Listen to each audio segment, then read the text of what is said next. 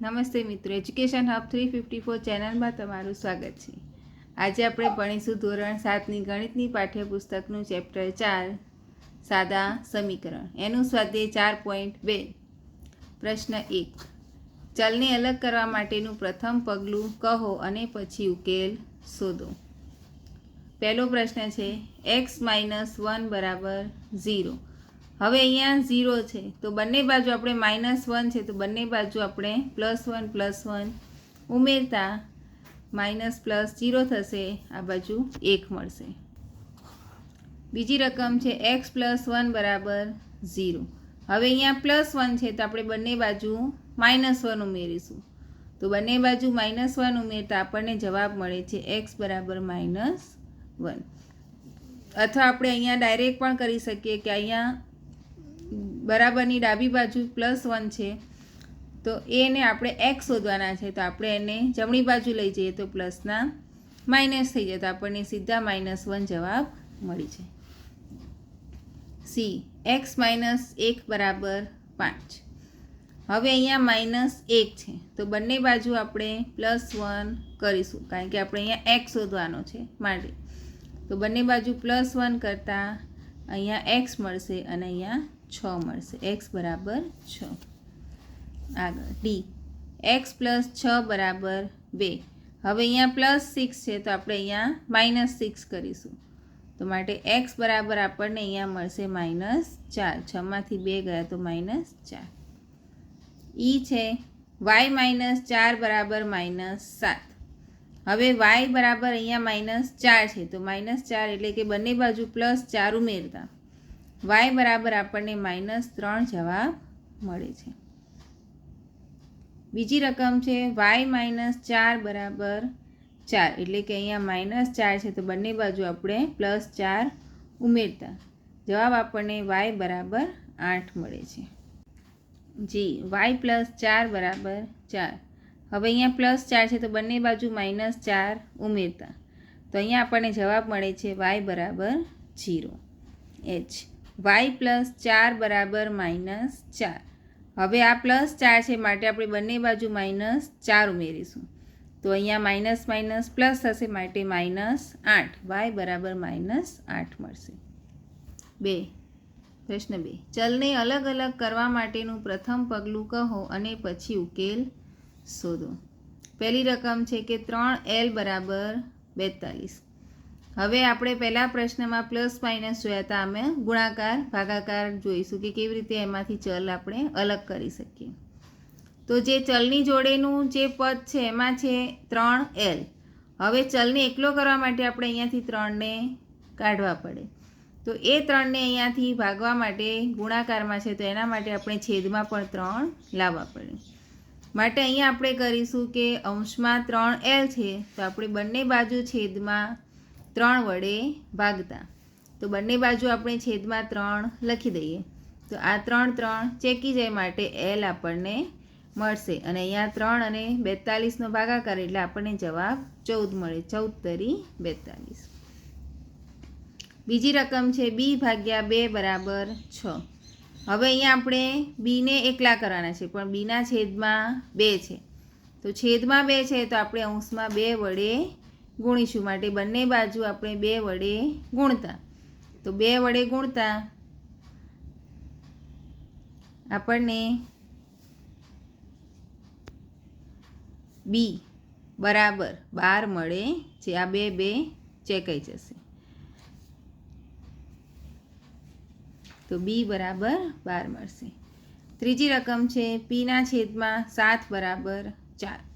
હવે બંને બાજુ 7 વડે ગુણતા છેદમાં 7 છે માટે આપણે 7 વડે ગુણીશું 7 ચેકી દેતા p બરાબર 28. આગળ 4x = 25. હવે અહીંયા 4x 4 ગુણ્યાકારમાં છે માટે આપણે બંને બાજુ 4 વડે ભાગીશું તો 4 વડે ભાગતા આપણને જવાબ મળે છે x બરાબર 25/4. ઈ 8y = 36. હવે 8 ગુણાકારમાં છે માટે 8 વડે ભાગીશું તો બંને બાજુ 8 વડે ભાગતા આપણને અહીંયા 36/8 જવાબ મળશે. આગળની રકમ છે z ભાગ્યા 3 બરાબર 5 ગુણ્યા 4. હવે અહીંયા એકલો આપણે ચલ લેવાનો છે z, તો બંને બાજુ આપણે 3 વડે ગુણીશું. તો 3 વડે ગુણતા 3 3 ચેકાઈ જશે, માટે z મળશે અને સામે મળશે 5 તરી 15, 15 ભાગ્યા 4. જી a ભાગ્યા 5 બરાબર 7 ભાગ્યા 15. તો અહીંયા પણ છેદમાં 5 છે, માટે આપણે બંને બાજુ 5 વડે ગુણીશું. બંને બાજુ 5 વડે ગુણતા અહીંયા આપણને a મળે છે અને સામેની બાજુ પર 5 તરી 15 ને 7ના છેદમાં 3. h 20t બરાબર -10.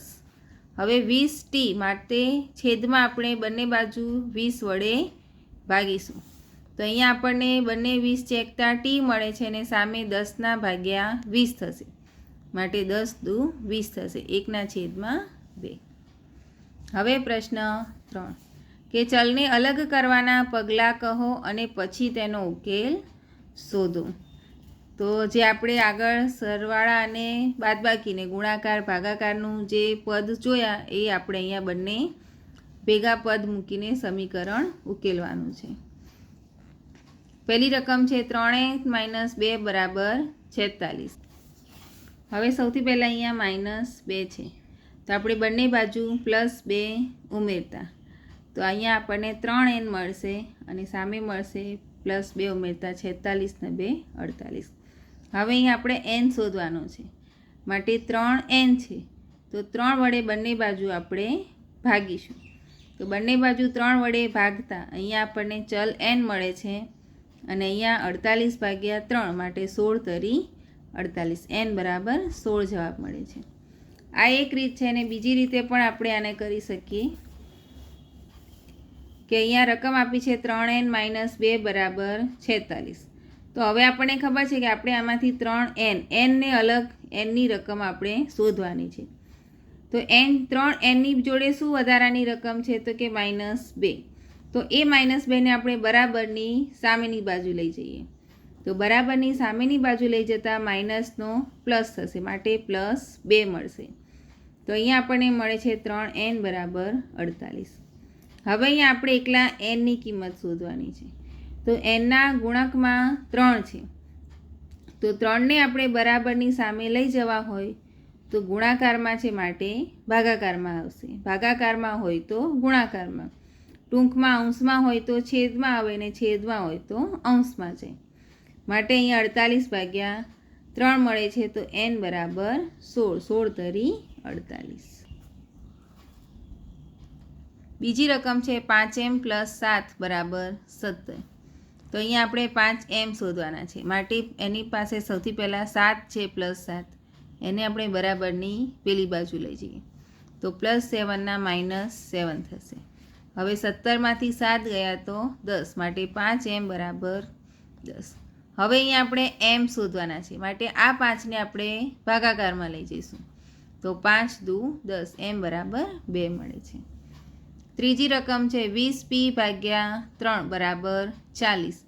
એટલે કે 20p બરાબર અહીંયા 20p શોધવાના, તો 3 એ ભાગાકારમાં છે, તો એને સામે આપણે ગુણાકારમાં લઈ જઈએ. તો 40 ગુણ્યા 3, તો 20p બરાબર 120. હવે અહીંયા આપણે એકલા p શોધીશું, તો 20 સામે આવશે છેદમાં, માટે 120 ભાગ્યા 20, તો p બરાબર 6 મળશે. ડી 3p ભાગ્યા 10 બરાબર 6.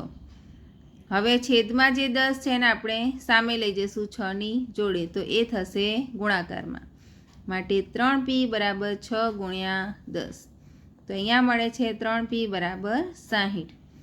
હવે 3p શોધવાના છે, માટે 3ને આપણે છેદમાં લઈ જઈએ. તો p બરાબર 60 ભાગ્યા 3, માટે p બરાબર 20 થશે. હવે આગળની રકમ છે પ્રશ્ન 4 કે નીચેના સમીકરણો ઉકેલો. પહેલી રકમ છે કે 10p બરાબર 100. તો આમાં આપણે p શોધીશું, માટે 10 થશે છેદમાં. તો 100 ભાગ્યા 10 એટલે કે આ 1 1 0 કટ થઈ જાય, તો અહીંયા આપણને મળે છે p બરાબર 10. બીજી રકમ છે 10p + 10 બરાબર 100. તો તો સૌથી પહેલાં જે ચલની જોડે જે વધારાની રકમ હોય એના આપણે બધી બરાબરની પેલી બાજુ લઈ જઈએ. તો બરાબરની પેલી બાજુ લઈ જતાં 100 - 10 એટલે કે 10p બરાબર 90. હવે p બરાબર 90 ભાગ્યા 10, 10 એ છેદમાં જશે માટે p બરાબર 9 મળે છે. સી p ભાગ્યા 4 બરાબર 5. તો અહીંયા છેદમાં 4 છે એ સામે જશે તો ગુણાકારમાં માટે અહીંયા આપણને સીધો જ જવાબ મળે છે p બરાબર 20. ડી -p ભાગ્યા 3 બરાબર 5. હવે અહીંયા છેદમાં 3 છે એ સામે જશે માટે -p બરાબર 5 તરી 15 માટે p બરાબર -15. ઈ 3p ભાગ્યા 4 બરાબર 6. હવે છેદમાં 4 છે એ સામે જશે માટે 3p બરાબર 6 ગુણ્યા 4 તો 3p બરાબર 24. હવે p શોધવાના છે માટે અંશમાં 3 છે છેદમાં જશે માટે p બરાબર 8. એફ 3s બરાબર -9. હવે s શોધવાનો છે તો આ 3 અહીંયા ગુણાકારમાં છે તો એ સામે જશે છેદમાં. જે ચલ આપણે શોધવાનું છે એની જોડે જે પ્લસ માઇનસ ગુણાકાર ભાગાકારમાં જે કિંમત હોય બધી કિંમત આપણે સામે લઈ જવાની. તો અહીંયા 3 એના ગુણાકારમાં છે તો આપણે એને ભાગાકારમાં લઈ જઈએ તો 3 તરી 9 માટે -3 મળશે. જી 3s + 12 બરાબર 0. તો 3s હવે અહીંયા +12 છે તો એને આપણે બરાબરની સામે લઈ જઈએ તો -12 થશે. હવે s શોધવા માટે 3ને સામે છેદમાં લઈ જઈશું તો -12 ભાગ્યા 3 એટલે કે 3 ચોક 12 -4 મળે છે. h 3s બરાબર 0. હવે s બરાબર 0 ભાગ્યા 3 માટે s બરાબર 0 જવાબ મળશે. i 2q બરાબર 6. હવે q શોધવાનો તો 2 સામે છેદમાં જશે માટે 2 તરી 6 તો q બરાબર 3 થશે. જી આગળની રકમ છે 2q - 6 બરાબર 0. હવે -6 આ બાજુમાં છે તો એને આપણે બરાબરની સામે લઈ જઈએ તો 2q બરાબર 6 થશે. q શોધવાના તો 2 ગુણાકારમાં છે ભાગાકારમાં જશે માટે q બરાબર 6 ભાગ્યા 2 એટલે કે q બરાબર 3 મળે છે. કે 2q + 6 બરાબર 0. હવે આ +6 છે એને બરાબરની સામે લઈ જવાના માટે 2q બરાબર -6. હવે q શોધવાના તો 2 જશે છેદમાં માટે q બરાબર -3. અને છેલ્લો દાખલો છે કે 2q + 6 બરાબર 12. તો જે પ્લસ છે બરાબરની સામે જશે. સૌથી પહેલાં જે પ્લસ માઇનસ હોય એને આપણે બરાબરની પેલી બાજુ લઈ જઈએ. પછી જે ચલની જોડે ગુણાકારમાં કે ભાગાકારમાં હોય એ રકમને આપણે બરાબરની પેલી બાજુ લઈ જવાના માટે અહીંયા પ્લસ છે બરાબરની પેલી બાજુ લઈ જતાં -6 થશે માટે 2q બરાબર 6. તો q બરાબર 6 ભાગ્યા 2 આ 2 ગુણાકારમાં છે ભાગાકારમાં આવશે. જવાબ મળે છે q બરાબર 3. તો અહીંયા આજે આપણો સ્વાધ્યાય 4.2 પૂરું થઈ રહ્યું છે. હવે આગળ આપણે સ્વાધ્યાય 4.3 કરીશું. ત્યાં સુધી મારી ચેનલને લાઇક, શેર અને સબસ્ક્રાઈબ કરજો. Thank you.